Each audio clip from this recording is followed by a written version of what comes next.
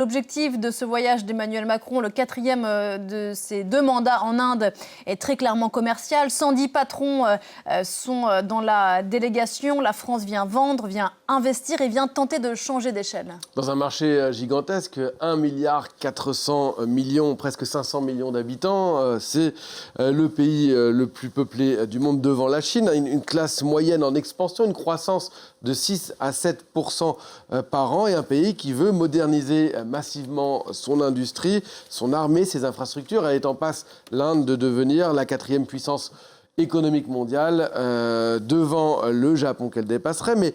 Et pour la première fois, et pour la France, c'est un énorme potentiel parce que nous partons de relativement bas si on se compare à certains de nos voisins, l'Allemagne en particulier, puisque le commerce bilatéral de la France avec l'Inde, c'est environ 15 milliards d'euros par an. C'est 3 fois moins que l'Allemagne avec l'Inde. D'ailleurs, l'Allemagne, dont le chancelier était à New Delhi il y a encore quelques jours.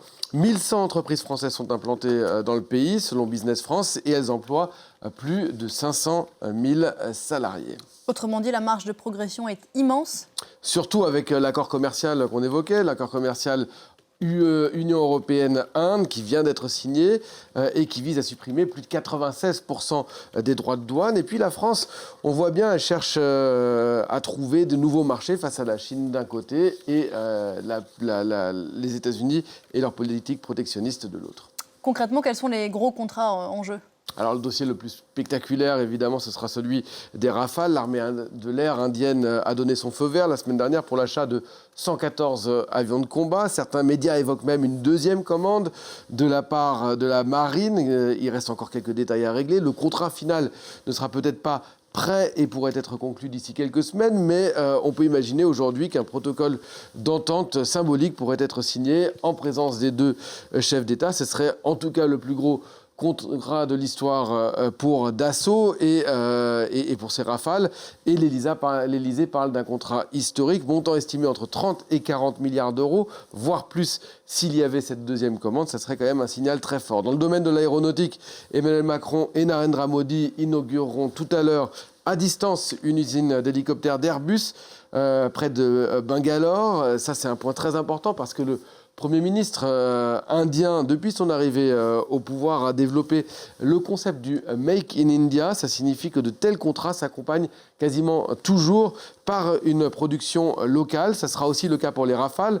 Les 114 avions, vous voyez ici que parmi ces 114, eh bien 93 appareils seront directement conçus, assemblés en Inde à travers un partenaire indien et seulement 18 seront assemblés en France. Et ce sera aussi une première pour les moteurs du Rafale qui sont conçus par Safran, qui pour la première fois concevra et produira ces moteurs hors de France. On parlera aussi nucléaire ? Oui, avec EDF qui espère avancer sur le projet de construction de réacteurs en Inde. C'est un chantier colossal qui traîne depuis des années. Il y a aussi d'autres patrons qui seront présents.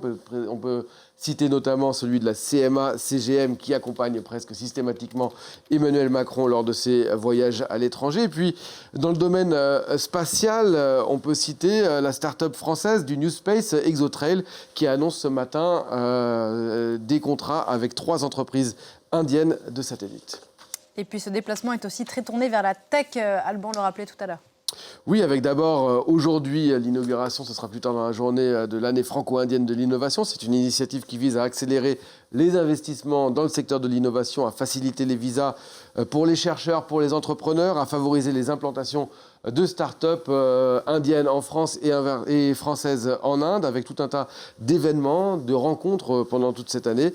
Et puis le point d'orgue du voyage, ce sera le sommet de l'intelligence artificielle à New Delhi, mercredi et jeudi, un an après celui de Paris.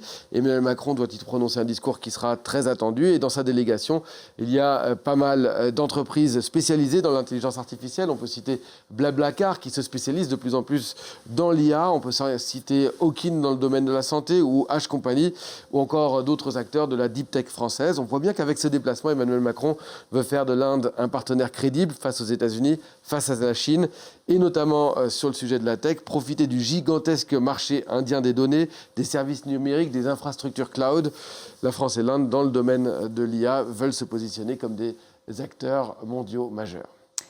Merci beaucoup Christophe, c'était l'Info Écho.